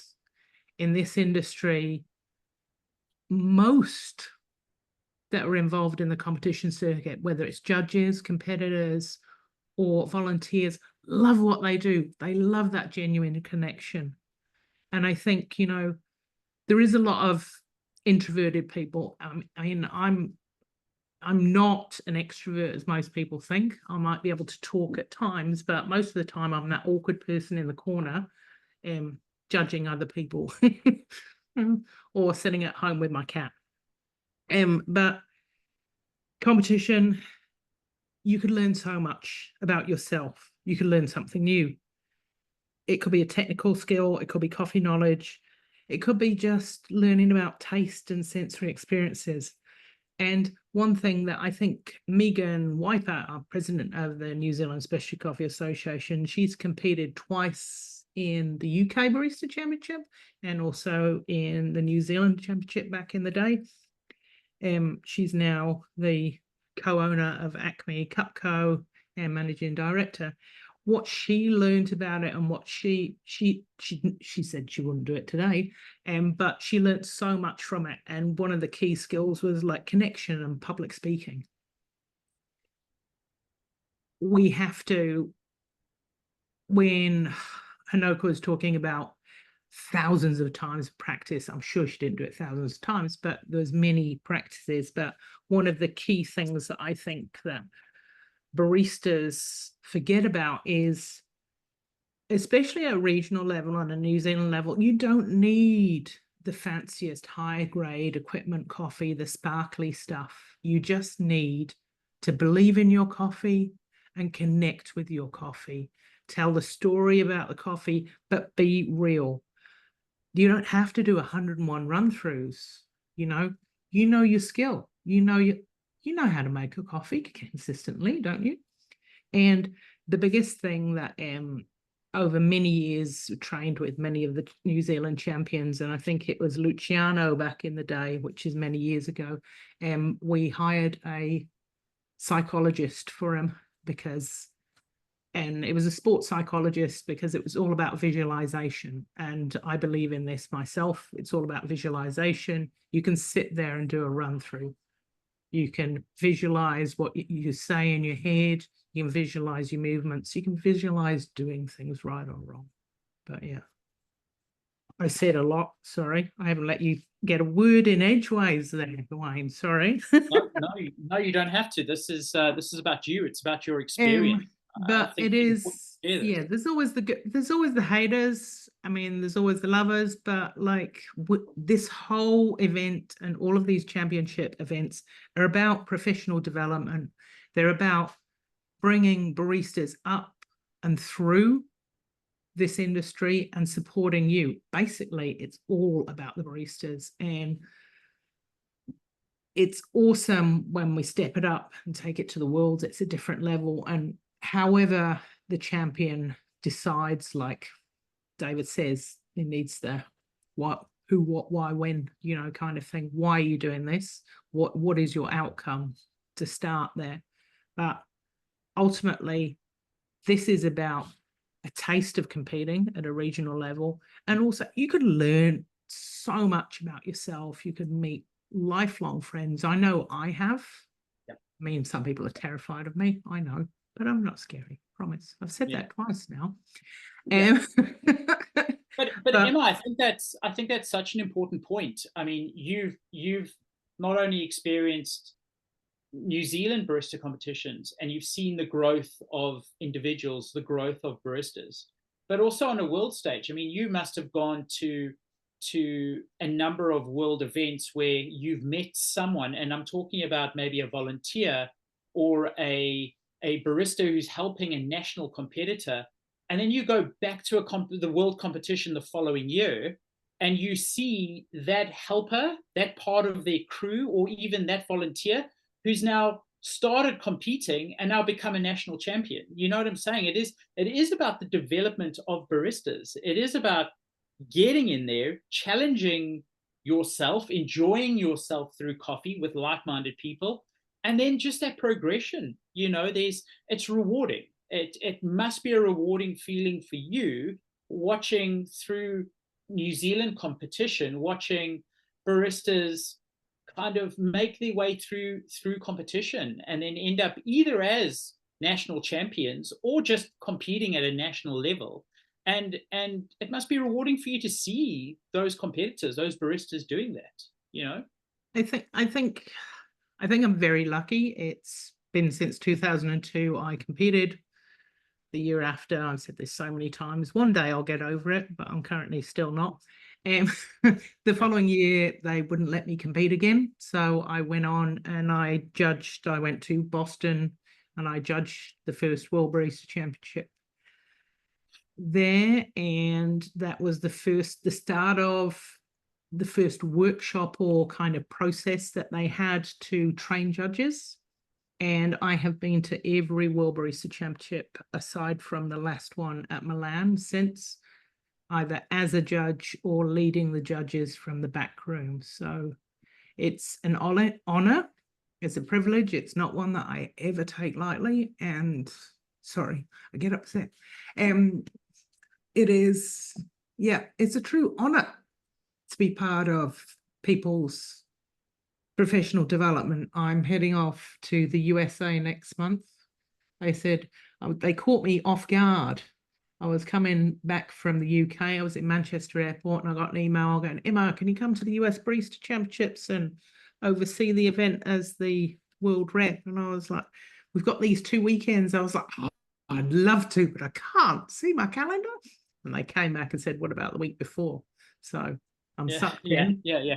Not thinking they would change the entire competition for you, Emma. Yeah. I'm sucked in. It's not about me, but it's a hell of a trip to No. Raleigh, North Carolina. Just saying. That's okay. That's okay.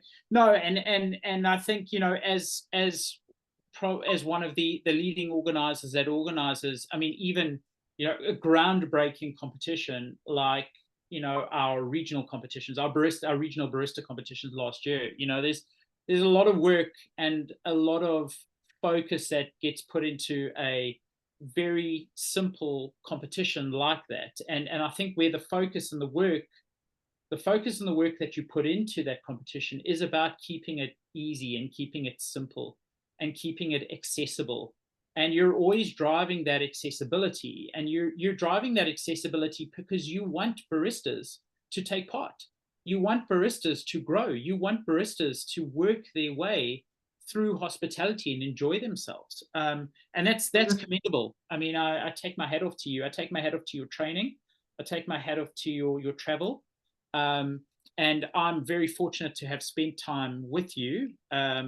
So if anyone thinks that you're unapproachable, well, they can come and speak to me, because you definitely are approachable. You just need to buy Emma a box of chocolates and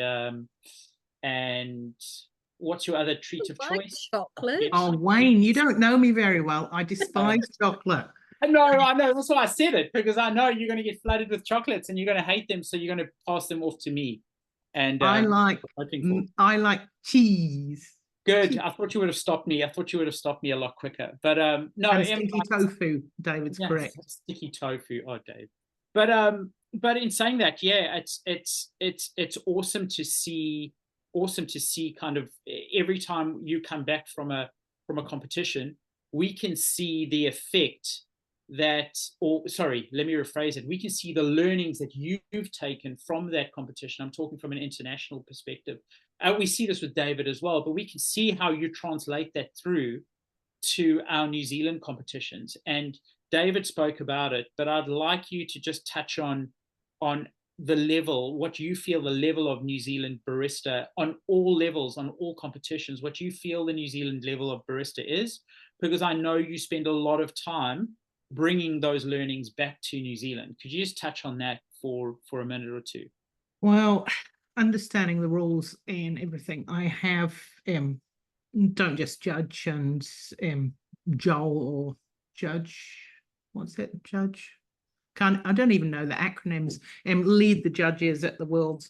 I have been part of the educational process since we started in the World Championships, and also writing the rules and rewriting the rules. So I have and writing and working with the education that the reps then take to other national events. I've gone off on a tangent now. I've forgotten what you said. But basically, most of what the world has seen over many, many years is New Zealand images, New Zealand knowledge passed over.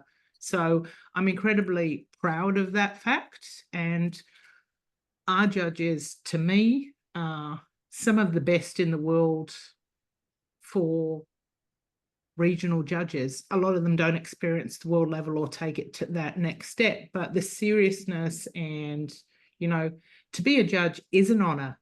It's not a given. And we've always instilled that. And around the world, that isn't always necessarily instilled as much as we do. It's like, hey, look, you can put your name down to judge. You can go through all these things, but ultimately, I care about the barista. And if the judge is there for themselves and not for the barista, they're not a judge. They shouldn't be on that stage. So it's about transparency. And I'm a great driver for transparency throughout all the competitions.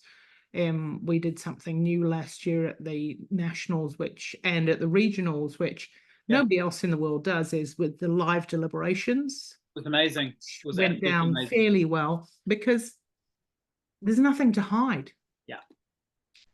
This is what the judges are experiencing, so you can get to hear live what the judges experienced. Yeah, but also it was you know, it was raw to an extent. It was them also showing, the judges showing that they're human.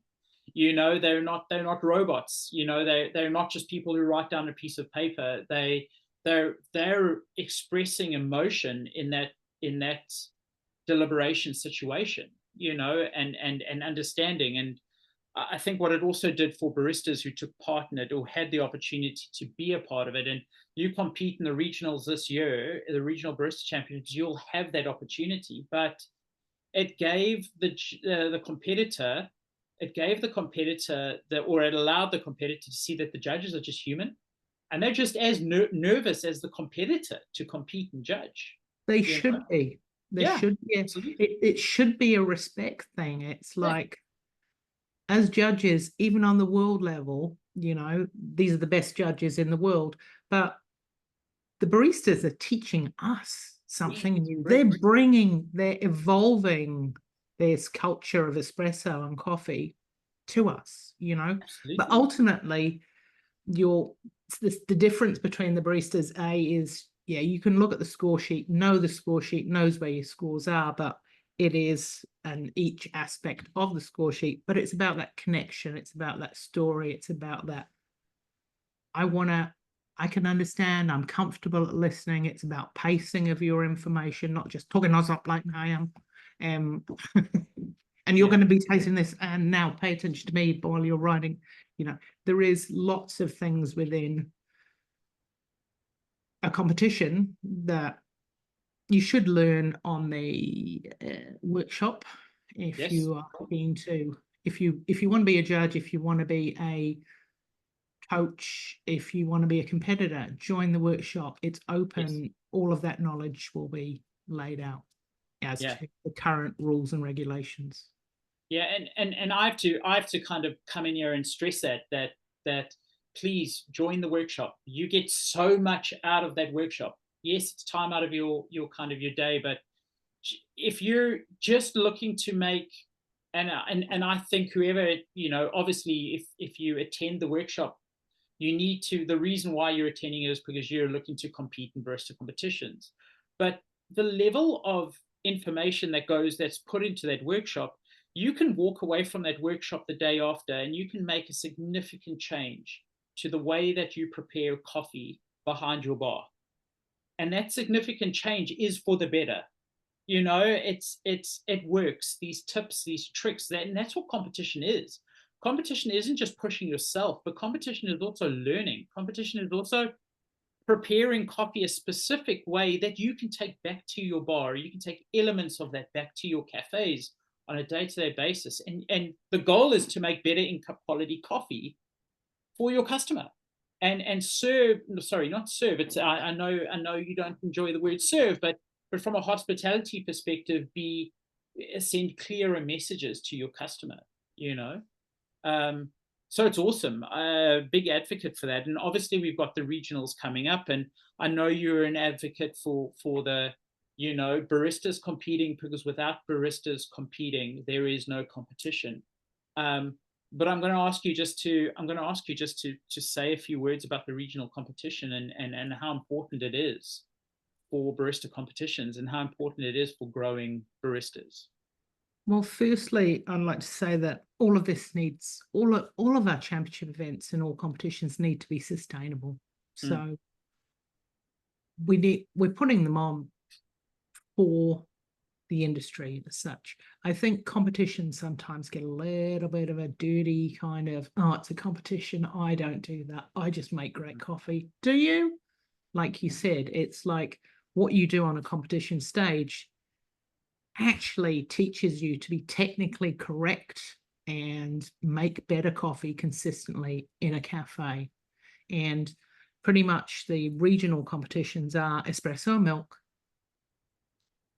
The mindset is use your coffee. You know your coffee. You don't have to source any fancy coffee. You know, you drink this coffee on a daily. It's about being approachable. But pretty much everything is provided on the day. The machine's there. We even timetable the practice times that your grinder is going out with you on stage. Nobody else has touched it. There's the cups are available. We'll ask you what cups you want.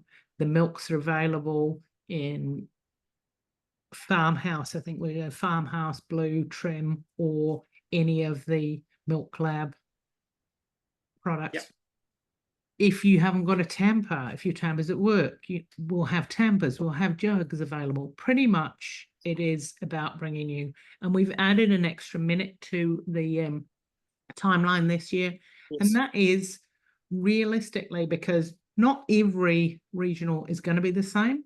And it's kind of replicating more what it would be like in real life situations. So you might have to walk around the bar or over the bar. How you approach that space, just like Max was talking, is up to you. We're not going to have measurements and everything down. And I laughed because I was the one that asked last year about it. No, thank you. No. No, Emma, listen, it's amazing. Thank you. Again, like everyone, we could talk for hours with you. I could talk for hours with you. But I'm obviously I know that people have places to go and to feed themselves. So thank you. Thanks for offering us the opportunity to have you in this country, first of all, for you doing the work that you're doing with our coffee community. And also thank you for the work that you put in.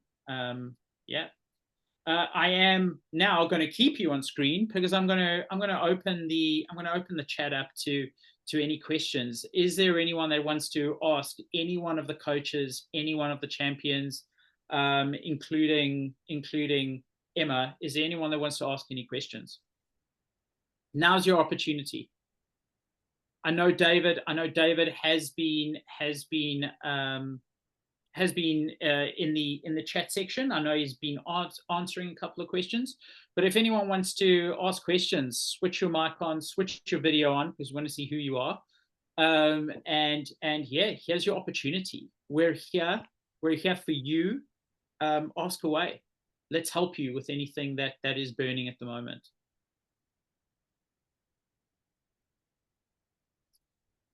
Everyone's been forever silent, or they've gone home already. They're forever silent. They're forever silent because David's been answering all the questions, which is amazing. I think it's awesome. If you have a question, just raise your hand and we'll look at you and we'll go and find you and you can answer your question. Again, if you have questions that you want to ask, please. Send those questions through to any of us. All of you would have Emma McDougall's email address. If you've attended competitions or are involved with competitions in any way, you would have our addresses. Please fire through questions. Again, you heard from Honoka today. You heard from Logan today. You heard from Hannah.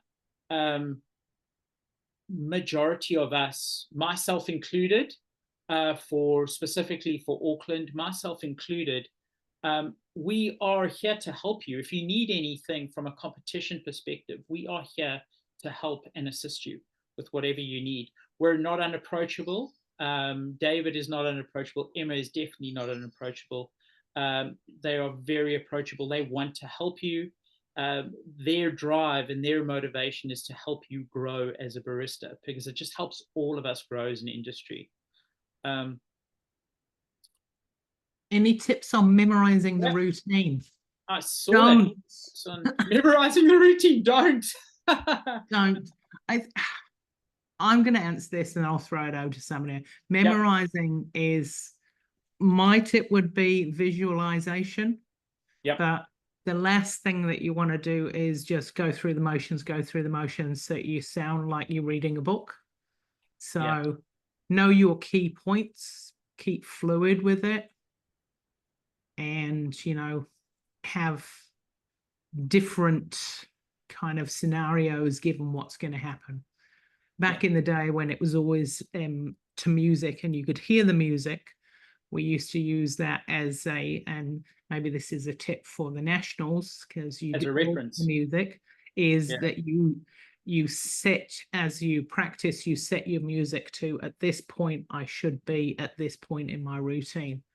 So yeah, sometimes But- that works, sometimes it doesn't.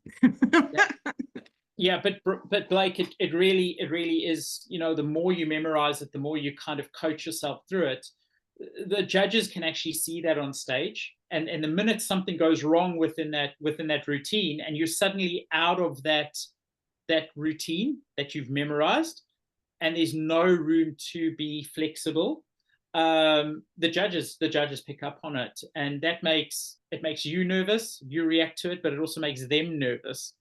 So yeah, there's more visualization that should be taking place, and there's definitely room for flexibility on stage. There's definitely room for things to go wrong, and if you're not practicing things in your routine going wrong, you're probably not practicing well enough, because things will always go wrong on a stage within that 15 minutes or 10-minute kind of gap that you have to compete. Wayne, I think I'll share this with you because it shows how much of a dinosaur I am. Back in the day when I competed in Oslo in 2002, I think I wrote my speech on the plane in a little notebook and tried to remember the best that I could, but it was more ad-libbed, and you can see it apparently. I think I've thrown it away. I think I had a VHS video. What, the speech or the VHS you threw away? You threw away. I threw away the VHS. Well, no one would be able to watch it today, Emma. So. Well, I didn't watch it anyway. A friend sent it to me. I was like, I'm not going to watch myself. Yeah. There's no online presence of that video coverage. Yeah. No, but it's and it is interesting, and I guess you try and memorize as much as you possibly can and prepare as much, but things will always change. Things will always happen. You know, that is just how fluid coffee is. Yeah. From English as a second language. Hannah was saying, from English, where is she? From English for a second language, I've been memorizing all the time because it makes me more comfortable on stage. Again, it's what works for what works for one person might not work for another. Hannah also said that competing helps her with her introverted side as well. So I think a lot of us within the industry are kind of slight weirdos, and we're not, you know, all out there. Yeah, absolutely. Sean's raised something, obviously advice for new judges as well, for advice on for the pressure of taking notes quickly and writing feedback. Advice for new judges, I would say know the rules. And every time you taste a coffee, think of the scoring and how you would score it and how you would rate it and how you would actually explain that taste and what you're experiencing, because judges are recording their experience in live on stage as such. Well, they're scoring it and then they're recording the experience that they had, not that they wanted, that they had. So, and that's got to be somewhat positive. It can't be negative, but it's got to be factual as to the experience. David, probably there's also another little bit, which is, you know, as a judge, you know, typically there's and David will go through this with calibrations, and Emma, you'll go through this with calibrations of judge, but you learn or certain techniques are passed over to you that before you sit down and judge a competitor's coffee, that you're so familiar with the score sheet that you can start to almost write your own language or your own crib notes and your own way of judging and assessing. So it's not like you all sit down with a blank page and then start to scribble down every little thing the judge the competitor says. you end up creating your own formula to make it easy for you to distill information onto the page. As I think the most important advice to tell a judge is to be present. Yeah. And sometimes that's not cribbing notes or being so focused on recording that they're not in the experience. And that is on the judge, but it's also on the barista, and make it them setting the scene for the judges to be comfortable with the information that they give and how they pace that information as well. Yeah. Because we can see some amazingly talented baristas, especially at the world stage, and there's so much information that it's just intense, and you cannot, we're all human, and we can't, the baristas that have historically done well, it's not about telling or screaming or pushing agenda down. It's about being comfortable, being in the moment, experiencing the notes that they're saying. Yeah. Perfect. Thanks, Em. Just Hunter. Hunter, do you have a question for us? Yeah, just a bit of a random one. Might be a bit better suited for the workshop that's coming up in a few days. I just remember from last time from the regionals, the Wellington ones, I think, I can't quite remember, but on the scoring that I had, I was one of the very few people that didn't have an apron, of all things. Is that something that would be kind of like a potentially you'd lose points over for not having? Because I can't quite remember what the go was with that in the end. I don't know if that's a question for the 26th or whenever that workshop is, or Yeah. Don't think it was within the rules last year, and I think it could have been about overall kind of impression or professionalism, but it has not been in the world rules for a number of years now. So I doubt that it's in there, but I'd need to look because I wrote those rules. So we'll have a look, Hunter, but please, if you can, just raise that question again, because I know I definitely will forget it, and Emma might, but just raise that question again when it comes to the workshop. We can dive into. Yeah, absolutely. Thanks, mate. But I'm sure, hey, listen, I'm sure whatever you, I can't remember you from Wellington, from Christchurch, but I'm sure whatever you had on looked good, man, and professional. I was in Wellington, so that's why you wouldn't remember me from Christchurch. Yeah. Awesome. Yeah, thanks, Hunter, for that, and thanks, Emma. I really appreciate that and appreciate your time. I'm mindful, obviously, on time and timing. So if there are no other questions, I'd really like to first of all thank everyone who has taken part today. Everyone has given up their time. I think it's amazing for what you do as baristas and as coffee people.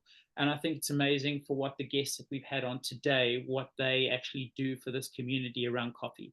And I'm going to leave you with this message that everyone that is on this Zoom chat today, we're all part of this coffee community, and we should all want to love, respect, and work together with each other to make that community and to make our industry, which is coffee, which for most of us has given us years and years and years of pleasure, but work towards improving that, making that better, but also bringing new people, whoever they may be, into hospitality and into coffee in particular, because that's what coffee needs.